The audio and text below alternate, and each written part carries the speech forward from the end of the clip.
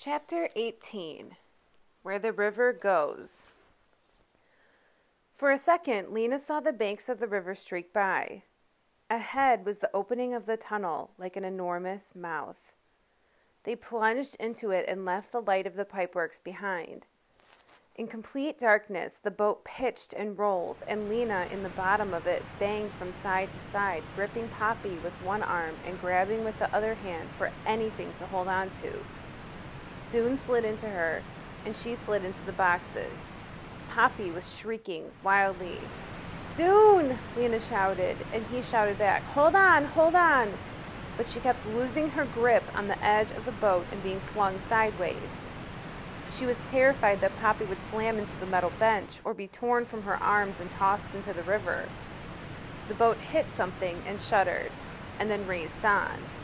It felt like being swallowed, this rushing through the dark with the river roaring like 1,000 voices.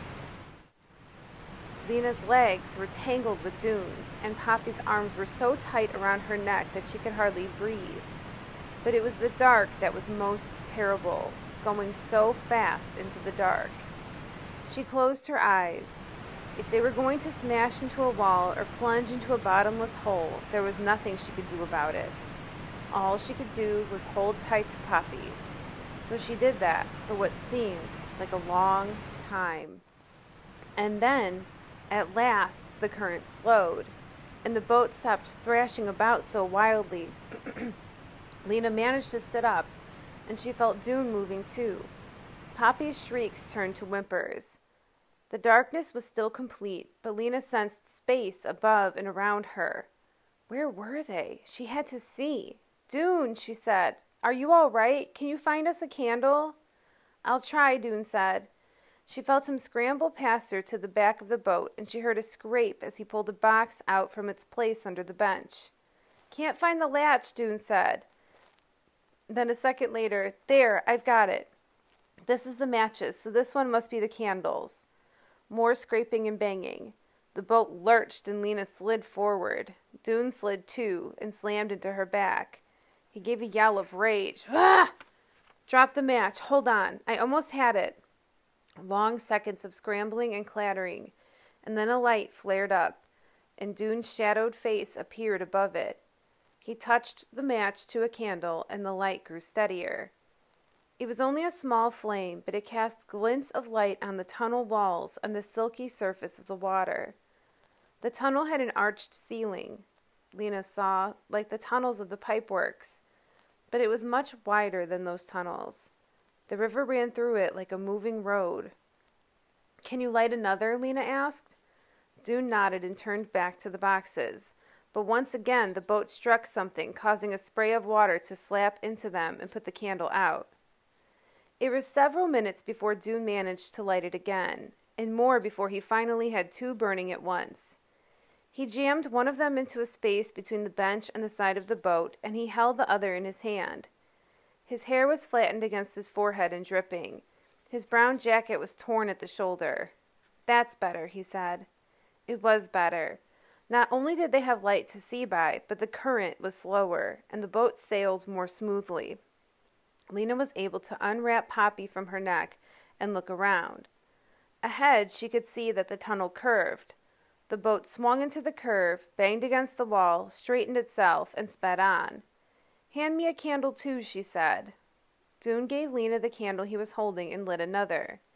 They found places to wedge all three candles into the frame of the boat so they could keep their hands free.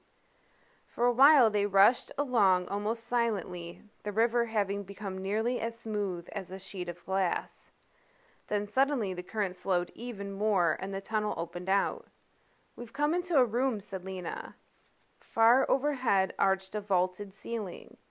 Columns of rock hung down from it, and columns of rock rose from the water too, making long shadows that turned and mingled as the boat floated among them. They glimmered in the candlelight, pink and pale green and silver. Their strange, lumpy shapes looked like something soft that had frozen, like towers of mashed potatoes, Lena thought, that had hardened to stone.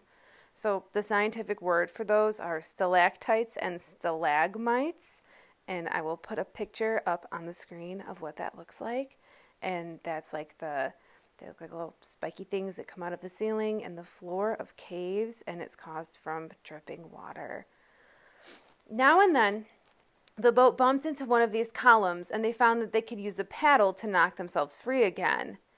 In this way, they crossed the room to the other side, where again the passage narrowed and the current ran faster. Much faster. It was as if the boat were being pulled forward by a powerful hand. The water grew rough again, and splashes of spray put out their candles. So, side note from me, Miss Flanagan, hi. If you look back at the instructions, toward the end of them, it has like, I think it's RAP, and it's, these are rapids. So like if you've ever been on like the rapids ride at like Great America where you sit in that big circle raft, that's kind of like what it's like. They're rapids. So it's really fast water. There's rocks and stuff and little waterfalls usually. All right, back to the story. Much faster. It was as if the boat were being pulled forward by a powerful hand. The water grew rough again, and splashes of spray put out their candles. Lena and Doone huddled in the bottom of the boat with Poppy between them, their arms clasped around her. They clenched their teeth and squeezed their eyes shut, and soon there was nothing in their minds but the roll and plunge of the boat, and nothing in their bodies but the effort not to be thrown out. Once the sound of the river rose to a crashing, and the front of the boat tipped downward, and they were pitched about so violently that it seemed they were tumbling downstairs. But that lasted only a few seconds, and then they were streaming onward as before. Lena lost track of time, but a while later, maybe a few minutes, maybe an hour, the current slowed. The candles they had stuck in the boat had been knocked overboard, so Doone lit new ones. They saw that they had come to another pool. There were no lumpy columns of rock here. Nothing interrupted the wide, flat surface of the water which stretched out before them in the flickering light from their candles. The ceiling was smooth, only about 10 feet above their heads. The boat drifted as if it had lost its sense of direction. Using a paddle to poke against the walls, Doone guided the boat around the edge of the pool. "I don't see where the river goes on," said Doone. "Do you?" "No," said Lena, "unless it's there where it flows into that little gap." She pointed to a crack in the wall only a few inches wide. "But the boat can't go there." "No, it's much too small." He pulled the boat forward. The shadows moved with them along the wall. "Wanna go home," said Poppy. "We're almost there," Lena told her. "We certainly can't go back the way we came," said Doone. "No." Lena dipped a hand in the water. It was so cold it sent an ache up her arm. "Could this be the end?" said Doone.